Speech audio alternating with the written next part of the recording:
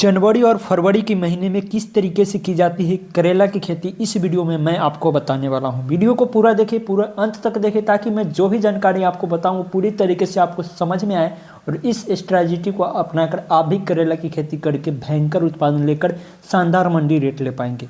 चलिए शुरू करते हैं कि करेला की खेती किस प्रकार से की जाती है। करेला की खेती करने के लिए जो हमारा सबसे प्रमुख पॉइंट रहने वाली है, पहली, करेला की खेती करने के लिए इसकी बुआई का यानी लगाने का सही समय और तरीका क्या है। उसके बाद हम ये जानेंगे इसकी खेती हम कौन सी जलवायु में कर सकते हैं। उसकी बाद की जो जानकारी रहेगी किसान भाइयों, इसकी खेत की तैयारी हमको किस प्रकार से करना है और इसकी खेती हम किस प्रकार की मिट्टी में कर सकते हैं। और उसके बाद जानेंगे इसके लिए कैसी खाद एवं उर्वरक की इस्तेमाल करें, कितनी मात्रा में करें। और उसके बाद जानेंगे इसकी मिट्टी का पीएच मान कितना होना चाहिए। और उसके बाद हम ये जानेंगे हम इसकी सिंचाई कितनी बार करें और कितने दिनों का अंतराल करें।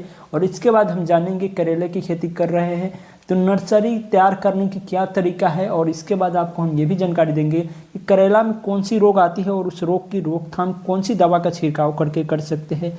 तो संपूर्ण जानकारी चलिए शुरू करते हैं और जान लेते हैं कि करेला की खेती करने के लिए हमारा जो पहली पॉइंट रहने वाली है उपयुक्त मिट्टी। किसी फसल को मिट्टी में उगाया जाता है, इसलिए सही मिट्टी का डिसीजन करना बेहद ज़रूरी होता है।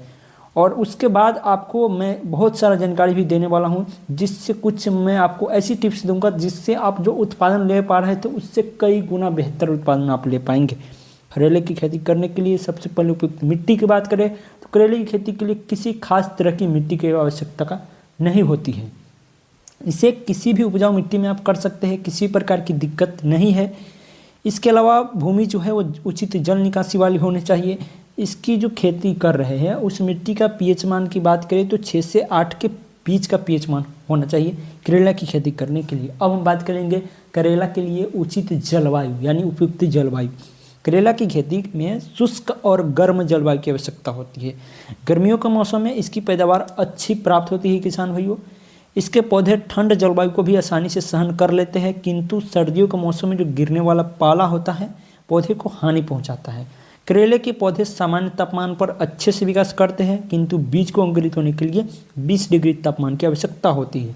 इसके पौधे को अच्छे से विकास करने के लिए उच्च तापमान की आवश्यकता होती है। करेले की मैं उन्नत किस्में आपको बताने जा रहा हूँ जो भारत के टॉप 10 उन्नत किस्म आती है। और इन सभी उन्नत किस्में के बारे में आप पूरी तरीके से जानिए, वीडियो को अंत तक देखें, क्योंकि कई सारा उन्नत किस्में बताने जा रहा हूँ जिसमें से जो उन्नत किस्में की विशेषताएं आपको बेहतर लगे, जो आपको उन्नत किस्में अच्छा लगे वो आप लगा सकते हैं। तो किसान भाइयों पहले नंबर पर हमने जो रखा है करेला की उन्नत किस्में में कल्याणपुर 12मासी। कल्याणपुर 12मासी जो किस्म है ये चंद्रशेखर आज़ाद कृषि विश्वविद्यालय द्वारा तैयार किया गया है। पूरे वर्ष पैदावार देने के लिए इसे तैयार किया गया है। यह जो वैरायटी है 60 से 70 दिन का समय लग जाती है तैयार होने में। इसके पौधे को गर्मी और वर्षा दोनों ही जलवायु में उगा सकते हैं। इसमें निकलने वाले फलों का रंग गहरा हरा होता है और 1 एकड़ खेत में तकरीबन 60 से 65 कुंटल का उत्पादन ये जो कल्याणपुर 12मासी है उत्पादन दे देती है। दूसरे नंबर में हमने जो वैरायटी रखा है कोयम्बटूर लॉग। करेले की यह जो वैरायटी है खासकर दक्षिण भारत में उगाई जाती है। इसके पौधे को अधिक दूरी तक फैलाव होते हैं। इसके पौधे को फल भी अधिक मात्रा में लगते हैं और इस वैरायटी को तैयार होने में 65 से 80 दिन का समय लगता है, जिसकी उत्पादन प्रति हेक्टेयर 40 क्विंटल का होता है। तीसरे नंबर पर हमने जो वैरायटी रखा है पूसा विशेष। पूसा विशेष जो वैरायटी है बहुत ही कम समय में पककर तैयार हो जाता है। इसमें पौधे 55 से 60 दिन में फल देने लगते हैं। इस वैरायटी के पौधे पर निकलने वाले फल का आकार में कम लंबे और अधिक मोटे होते हैं, जिनका प्रति एकड़ उत्पादन की बात करो तो 60 क्विंटल के आसपास उत्पादन मिल जाती है। इसके अतिरिक्त भी कई किस्में हैं जो अलग अलग जलवायु के हिसाब से अधिक उत्पादन के लिए उगाई जाती है, जिनमें से एक है SDE 1, पूसा शंकर 1, पूसा 2 मौसमी, पूसा औषधि, पंजाब 14, पंजाब करेला 1, कल्याणपुर सेना, पूसा हाइब्रिड 2, प्रियाकू 1। ये सभी प्रमुख वैरायटियाँ। किसान भाइयों अब हम बात करेंगे करेले की खेत की जुताई और उर्वरक की मात्रा। खेत की तैयारी तो सभी किसान भाई कर लेते हैं, कौन सी उर्वरक डालना है, कितनी मात्रा में डालना है, ये जानकारी समझने की ज़रूरत होती है। और ये जानकारी मैं इस वीडियो में आपको समझाने वाला हूँ बिल्कुल अच्छे तरीक़े से। करेले की खेती जुताई और उर्वरक की मात्रा की बात करें तो करेले की फसल को खेत में लगाने से पहले उसके खेत की तैयारी 20 दिन पहले आपको कर लेना है। इसलिए सबसे पहले खेत की जुताई मिट्टी पलटने वाले हलों से, जो गहरी जुताई करने की यंत्र हो, कल्टीवेटर इनसे जुताई कर लेनी है। जुताई के बाद खेत को कुछ समय के लिए ऐसे ही खुला छोड़ देना है, उसमें धूप लगने देना है, सूर्य का प्रकाश लगने देना है। इसके बाद खेत में प्राकृतिक खाद के रूप में 10 से 12 गाड़ी पुरानी गोबर की खाद प्रति एकड़ के हिसाब से डाल देनी है और एक बार फिर से खेत की कल्टीवेटर लगाकर 2 से 3 तिरछी जुताई कर, जिससे खेत की मिट्टी गोबर की खाद आपको डाल देना है उसमें 10 से 15 गाड़ी।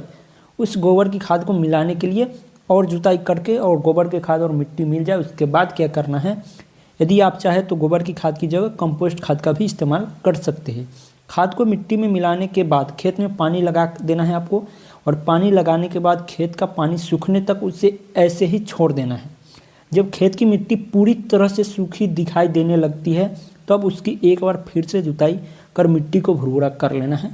मिट्टी को भुरभुरा हो जाने के बाद उसमें पाटा लगाकर चला देना है, जिससे खेत पूरी तरह से समतल हो जाता है। और करेले के पौधे को या बीज लगाने के लिए 1 से 1.25 फीट की चौड़ी, 4 से 5 फीट की दूरी पर क्यारी को तैयार कर लेना है। इसके बाद इन क्यारियों में 300 KG super phosphate, 200 KG urea और 90 केजी पोटास की मात्रा को मिलाकर खेत की मिट्टी में अच्छे से मिला देना है। ये हो गई खेत की तैयारी करने की प्रक्रिया, और खेत की तैयारी करते समय जो खाद एवं उर्वरक बताया और उनकी मात्रा भी हमने आपको बताया। करेले की बीज की रोपाई का सही समय और तरीका की बात करें तो करेले की बीज की रोपाई बीज और पौधे दोनों ही रूप में आप कर सकते हैं।